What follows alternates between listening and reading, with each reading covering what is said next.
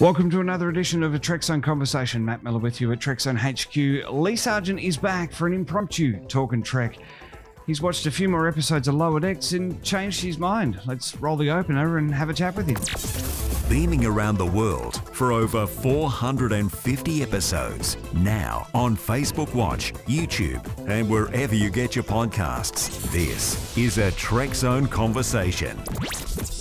Well, he's back with me talking Trek. It's Lee Sargent. Lee, welcome back. How's it going? Really good, my friend. Really good. Now, things have changed for you a little bit. We talked Lower Decks a couple of weeks ago, but you got in touch last week saying that your views have sort of morphed a little bit, changed up a little bit as more episodes have been watched. Yeah. And those characters have sort of warmed to you a little bit. Warmed to both of us, I think. I think the last three episodes have really turned a corner for me. I think the fact is, at least, and I don't know the episode names or anything like that. I've only just kind of watched the last episode. I think the fact is that they kind of addressed it. I think that they kind of called it out. There was an episode where the main character's former, cadet friend is now a captain, and she kind of called it out and said, "Well, what are you doing? You're not, I'm a captain now, and you're a screw up, basically." So I think there was some of that element was kind of addressed in some of the writing, which I think is great. And I look, to be honest, you can put up with a lot if you know that it's kind of. I think that if it's acknowledged, they say, "Yeah, we know that we're doing that. We're not just writing an annoying character." Yeah, we're not hoping that you'll just ignore that fact. We do acknowledge it, and I think even the last episode that I watched was a really interesting one for the fact that no one tells us anything and blah blah blah, and they actually did discuss that element. And I think it was actually, personally, I think that it actually turned a corner with that, particularly because I don't consider it strict canon. I think, and this is all controversial because people have a bunch of emotional problems wrapped up in what is canon and what isn't canon. No, I think that's a fair comment because I think people freak out about it. Because I think what the problem is that for many years, people have used canon as a weapon against each other, ironically. So what's happened is people have said I'd agree with that. To each other kind of thing, oh, look, Discovery's no good, it's not canon, stuff like that. And that's been an insult. And, and it's ridiculous type of thing as far as this is a made-up TV show in space type of thing, which is spanning a course of 50 years. It can't be 100% canon. And just because it's filmed, it can't be canon always, because we just know that's not the case. So I thought it was interesting, and I had this kind of conversation on Twitter about, is this canon? Because obviously there's stuff that goes on in some of these episodes that seriously it couldn't be canon, and it's done for it's a joke, and the joke works really well, but it only works really well if you don't kind of take it too seriously and consider it to be, oh yeah, this is the same world as Wrath of Khan. Like, the tone, this is what we're going to say. This cartoon is in the same world that Search for Spock and even the Voyage Home and stuff like that which take themselves very seriously in silly situations, particularly Voyage Home, and that's when Star Trek's worked its best. So I just I took in what everyone said, and I just went, you know what, because I've never had a great relationship with canon. I think canon's, again, one of those things that is in the eye of the beholder. It's what you take of it. Like, if I consider the novels of the movies canon, there's nothing you can tell me all you want that it's not official canon, or CBS doesn't acknowledge it as canon or whatever. But at the end of the day, it doesn't really matter, because if I just go, yeah, look, this is the facts of the story in this made-up universe, there's nothing anyone can do about it. Exactly. Like, there's no canon police coming. There's no CBS canon police going to kick my door down and say, you're not allowed to believe that all that backstory in Star Trek 6, which was in the novel, is real. Or even I can believe it if I want. No, you can't. Even the animated adventures that weren't considered officially canon until the Star Trek website put it up and made the decision in the early 2000s. So, like you say, in the eye of the beholder. And I run a Star Trek website. I don't even sit there and go, yeah, but in that episode back then with the original series that this happened and this happened, so that can't exist, and it's impossible that could happen. I sit there and go, that's a good episode. But that's all that, it's a show. I think you're right too. You know, you hit the nail on the head. With 50 years, with a franchise that isn't constantly moving forward, you're never going to have a perfect book of canon, because you're always going to come back, you're always going to change things up, you're always going to do things differently. You're going to go back and do a prequel series, you're going to go back, you're going to do Discovery, whatever it might be. So it really interests. Well, I mean, you don't put yourself in those situations. That's the other thing. That too. It's like it was a silly move to do that, because you made life difficult for yourself. If you move forward, you're not going to have a problem. Well, you know, you're going to have less problems. But going back and tinkering with the past, the only way that they got away with it in the 2009 Star Trek film was the fact that they popped it into an alternate timeline, and they could make changes. And they were like, you know, and then it was a matter of but this isn't in line. If you don't believe this is canon, that's fine too, because you know. But the thing was, it was designed specifically with story to not require that information, like not to require that adherence to canon. And so when I think something like Lower Decks comes out, I think to say to them, oh, you have to be canon. I know that the producer, I know the guy who runs it has said, no, this is canon and stuff like that. And it's like, yeah, sure, whatever.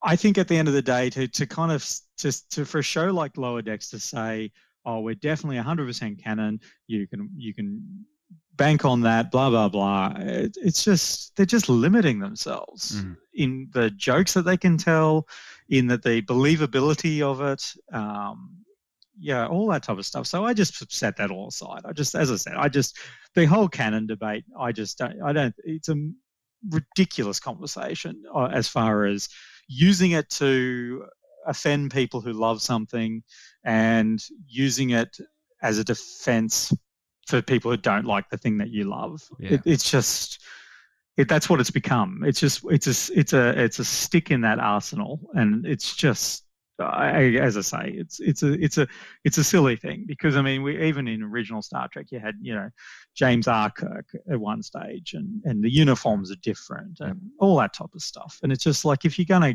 you know, you just go crazy.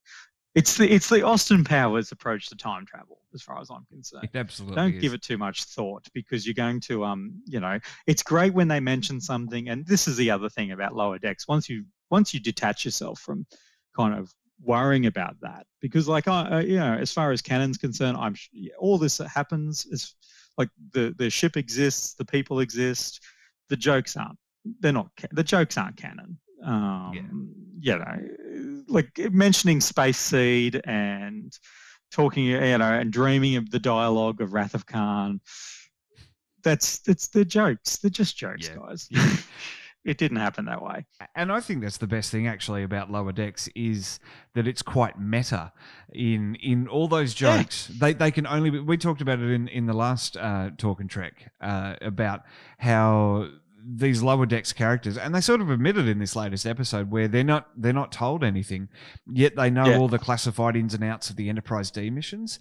Like, it's, you know, you can sort of really dive in and analyze that deeply, or you can just sit back and go, you know what, that's us. That's us if we were in the Star Trek universe, with the Star Trek universe having been a TV show in our time, and we've time traveled forward. That's exactly how we would act. It's just like, you've got to take it in what it is, and that's like this again. When you're trying to fit it into everything else, it just doesn't. But this isn't the same universe that Picard happens in.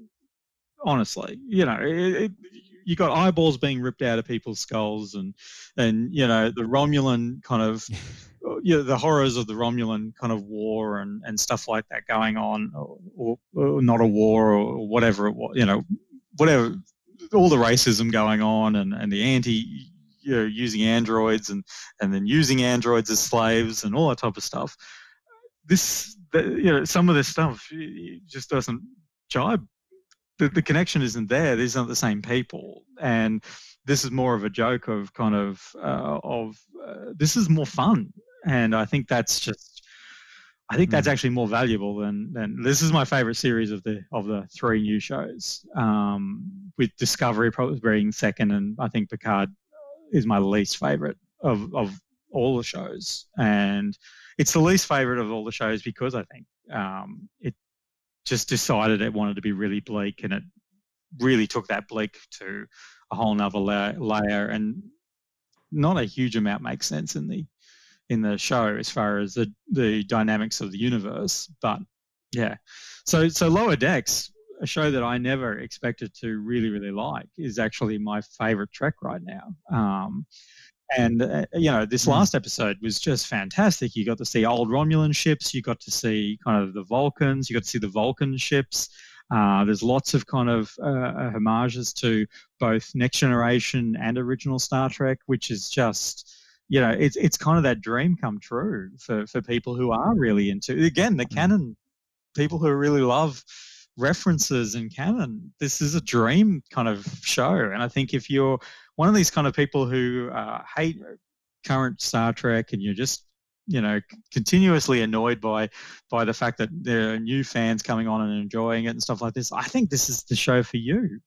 This puts everything in a Star Trek up on a pedestal, and whilst it's making fun of certain stuff, it's also, the references are just deep dives. They're really, really clever, and it's great to see kind of the Romulan, the Romulan bird of prey being the Romulan warbird, being kind of honoured in this way. We're seeing a Romulan warbird again, and we did that again, I know, in Picard, but I love kind of these type of references. And then Q showing up, what a great opportunity for kind of any track actor who's still alive. It's a wonderful opportunity to have them guest star very, very easily without a huge amount of kind of worrying about makeup or computer effects to make them look younger and stuff like that. So yeah, and in these COVID times, having to worry about getting them to the set.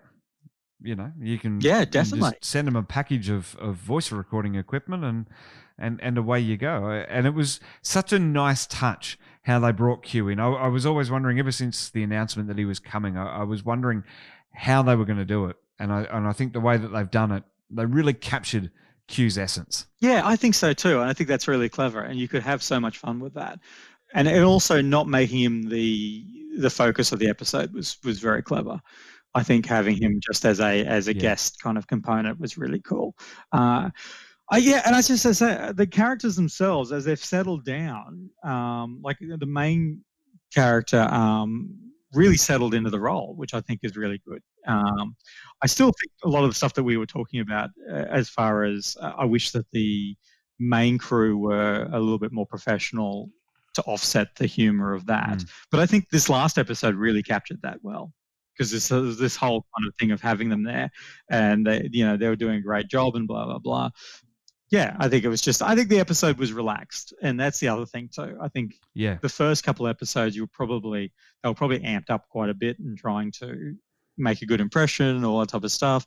Whereas this last episode again, and I keep kind of going back to this last episode, but it's obviously the one which is strongest in my memory. The whole routine about the implant, the Vulcan implants and stuff, that whole story device was hilarious. The whole episode was actually written really well, like a sitcom episode. I think it's finding its feet really well. So yeah, no, I definitely that I would go as far as to say that I'm a fan of the show. I think they've done I think they've done something very clever here, and I think they've made very likable characters that have just taken a time to. Like all the other characters, I was kind of fine with anyway, but our main character, it took me a bit to get warm to her, and I think she is what she is. So yeah, it's good. As I said, I kind of it was weird kind of recording when we did, and then we kind of came back and posted it, and it was literally that week where I was kind of going, you know what, this is really good. I'm really enjoying this. So, so that felt weird to kind of hear that and kind of go, yeah, that's a bit harsh based on new information. And that's one of the intricacies of recording ahead of time, because it quite literally was, as you said, we really kind of changed our minds as I was releasing those two parts. In the middle there, it was sort of like, oh, okay, well, we've sort of changed. And it's, again, it's a peril of reviewing and analysing a series with 5 episodes under its belt. Things are going to change. Oh, yeah. And I think the best thing about the series, though, is that what we identified as issues were corrected, and they weren't corrected because fans were jumping up and down and complaining about it. No. It was the natural progression on the way that the way that the series was going. So I think that bodes really well for the series, and I think that it's escapism from serious Trek, which I think is fantastic. I'd love to see, as you say, I'd love to see some of those elements come back and make the comedy about the lower decks rather than the ship, rather than about the universe. But by the same token, I think that if you sort of have it over here and go, that's a cool series, and here's the rest of Trek, there's nothing wrong with that either. You sort of do that with the animated series as well. Well, again, and I think what you do with that is it's again this kind of flexible attitude towards canon, as far as look, these things happened, these people exist, but the way it's being told here is more humorous. So if you had, say, Riker on an episode, which I'd be shocked if they don't get more of the actual cast on, because it's such a great opportunity. If you do that, I think you'd have to kind of go, well, Riker being funny on this show, parodying himself, I don't think you would turn around and you'd go, yeah, that joke that they told about Riker. Like, I don't think all of Starfleet knows that Dr. Crusher fell in love with an Irish ghost alien in a candle or a lamp or whatever it was. I don't think all of Starfleet knows that. So having that raised is looking at us, it's not looking at the universe that it's in. So because like it was making that point that these are what I consider the worst episodes of Star Trek. And I think what it was saying was much more important than any adherence to this kind of completely made up thing called canon of, it has to do this and has to do that. I think when you can kind of look at it like that, it's a little bit like Enterprise as well. Like when you go back and watch Enterprise the second time round, and because I watched it when it first came out and I wasn't a massive fan because so much of it just didn't fit and didn't kind of lock into the universe and blah, blah, blah, and you're expecting them to do better. Like we talked about that, where it's like, the second episode of Enterprise, they let the dog out on the planet, which is cute, but there's a lady who works at NASA whose sole job it is to make sure that instruments going to other planets are sterilized, so not to contaminate lifeless rocks type of thing that we're sending things to. And I did, it was all just, really, is this the jokey joke kind of, we're just going to rock up into any planet and do whatever type of situation.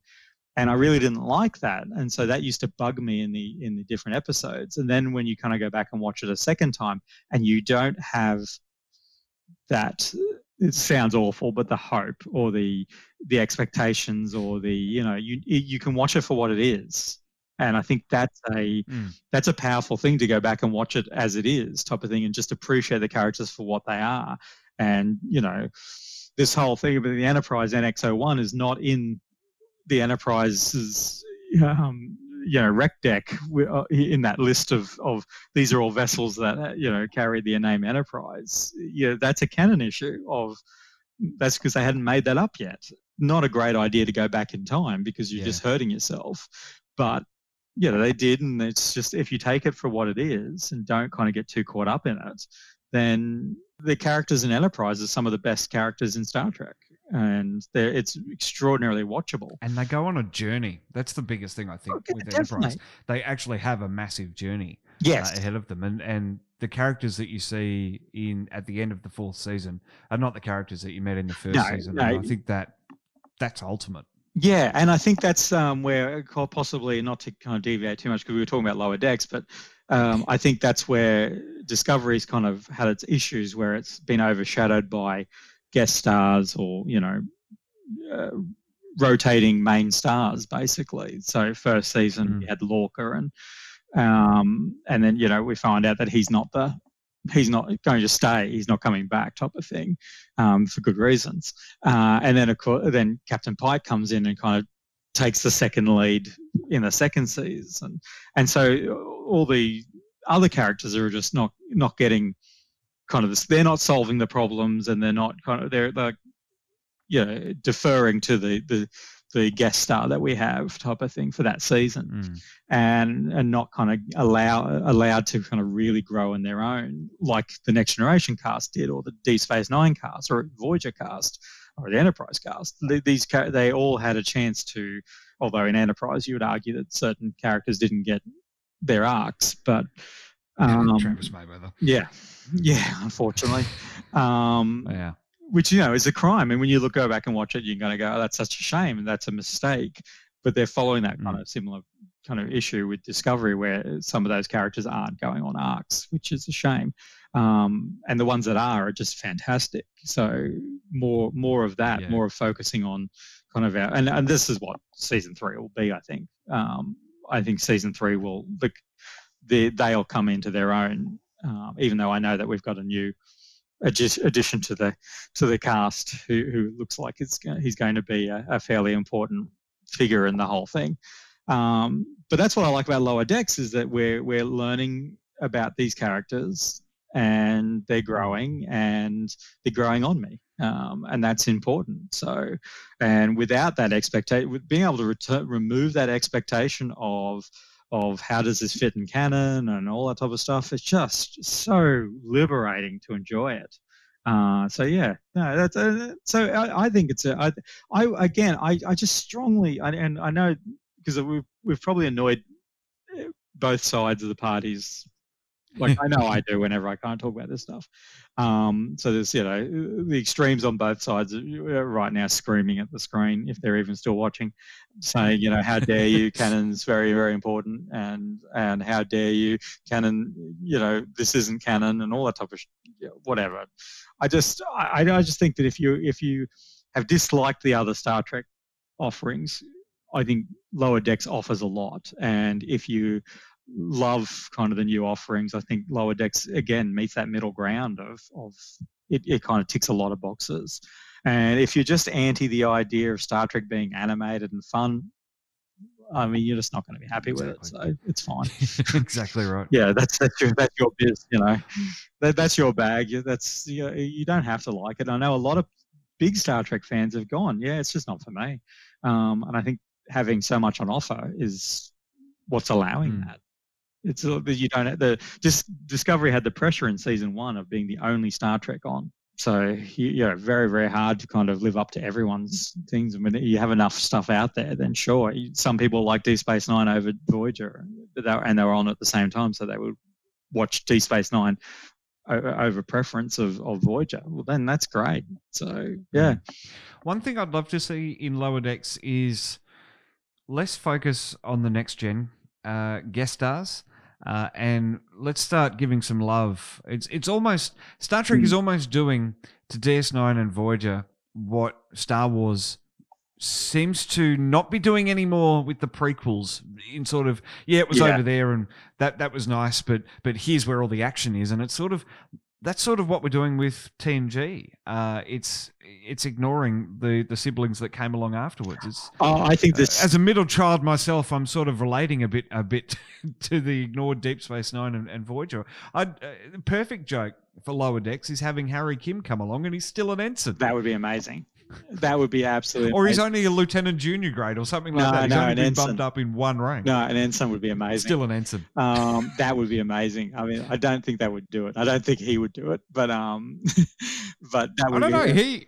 Look, if he's when we met him in Vegas, it's still a sore point for him. Yeah, look, if you pitched it to him and said, look, it's not, don't worry, it's only a joke. It's not, we're not saying that Harry Kim is only an ensign, really, but come on and pretend to be only an ensign. So, it's that joke. So, but see, I think that's the brilliant thing with it as well, Lee, is that you could bring him on, you could say that he's still only an ensign, but the episode is, it's a guest star of the week sort of moment, but have him finally have that promotion and have the running joke through the 21 minutes that they promised me it was coming. It's in the mail, whatever it is. It's in the subspace communication bag, whatever it is. But at the end of the episode, we get that payoff. We get that finalization of Harry Kim getting the promotion that would be hilarious. And again, it's one of those things where you have to be, adjacent to canon in order to make that work, because no one would believe the fact that he wouldn't be promoted. But it would be an amazing joke, and it would be worth it just for that. And if you're not, locked in, then you could do that joke, and it would be hilarious. It would be the best, and you could do a big Voyager reunion. There's other opportunities there, of course. Getting Kate Mulgrew to come and do it, Admiral Janeway would be hilarious. Getting some of them to do that type of stuff would be really, really funny. And yes, definitely Deep Space Nine, which just gets no love as far as Star Trek's kind of concerned. Mention them even, because I know that we've had Quark has been mentioned a couple of times in the various things. Yeah. But and we've got a Bajoran on board. I'd like to see a bit more. You're right. I'd love to see a lot more digging into the other shows and not just original and TNG, because I think that would be an extraordinarily well-rounded kind of show then, to pick everything. I mean, we did see DS9 in that flashback there, and funnily enough, we were talking about First Contact uniforms, and then that episode came out and they had the First Contact uniforms before they moved on. It's brilliant. It's almost like they're writing the show based off watching our podcast, which I know isn't true. Yeah, I'd like to think it is. No, but that's the brilliant thing with Deep Space Nine. It's a space station out there on the outer rim, so you can go visit it and you can check in with everyone that's going on there. If Colonel Kira is still running the station, Jake Sisko's still there trying to get his father back. Maybe that's a B plot. Yeah, no, look, I think there's so much. Garrick would be a hilarious character to have on. All of that would be hilarious to have Garrick on.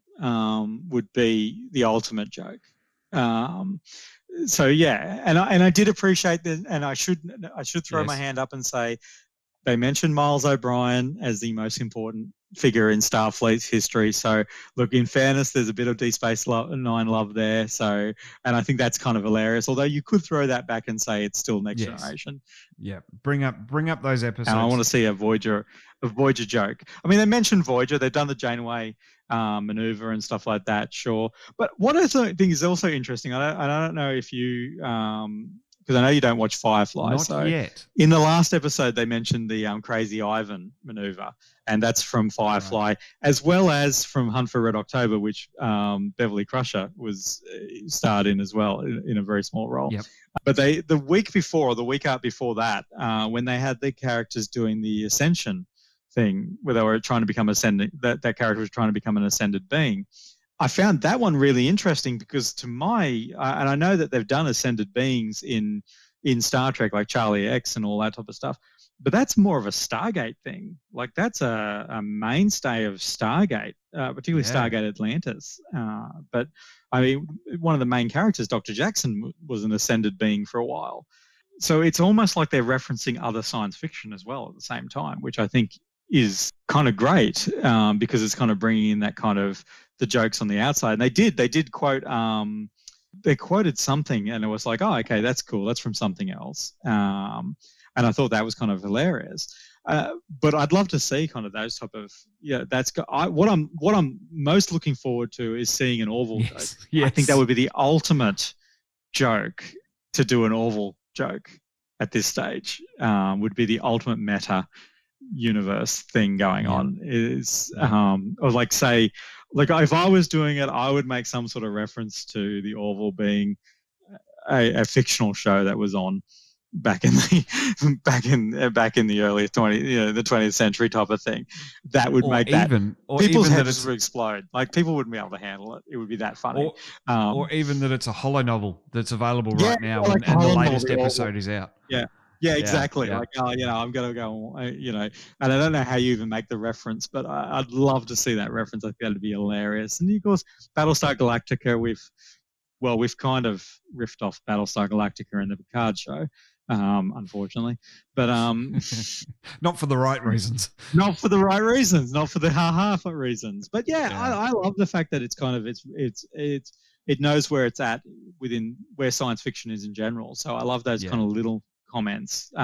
It's a little bit again like having the Serenity ship in the background of Battlestar Galactica or something like that, or having even having R2-D2 in amongst the background of a big space scene and stuff. I think they're clever little nods to where you are in the real world, I guess. What you're amongst. So I think they're kind of clever too. So and again, the dog was clearly kind of. Personally, I felt the dog was a riff off The Thing. I thought some of that was kind of very reminiscent of The Thing, because we saw the kind of the dog opening up like that, not having bat eyeballs coming out, but it's all canon apparently. The one thing. One of the biggest takeaways for me, and that was a good episode too, going to the planet where they're all kind of people who've been screwed up by shit. Yes. I thought that was funny. Yes. Very, very clever. Was so there. The chair that Pike was in, the proper one, all those type of things. I kind of, very, very clever. One of the things that I love from the latest episode was when they race back onto the bridge. That was clever. Oh shit! The ship's at red alert. We better quickly go. But rocking up to the station, we didn't even know. And then the captain says, "Okay, I need advice." And Boimler turns around and just goes, "Okay, well, let's do the crazy Ivan." Oh my god, are you serious? Well, what about evasive maneuver 78? Yeah. Because how do they know all of these evasive maneuvers? So I just thought that was a really nice joke. I also really, really enjoyed Kurtwood Smith guest starring as what felt like General Chang. It was very Star Trek 6. Yes. And his performance was very Star Trek 6. And it was just very clever. And I thought that was a really, really good meta joke again of doing that kind of, this is that whole, because Enterprise did that as well. They had their kind of Rua Penthe Klingon scenes and stuff too.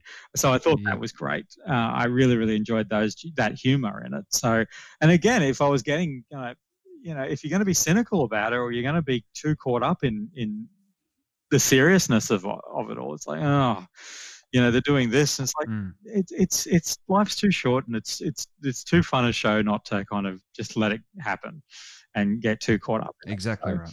Yeah. Exactly right. Well, Lee, I think that's a perfect addendum to our Talk and Trek series on the Lower Decks. Yeah. It's constantly evolving, and that's what I'm loving, that we're able to come back not 3 or 4 episodes later.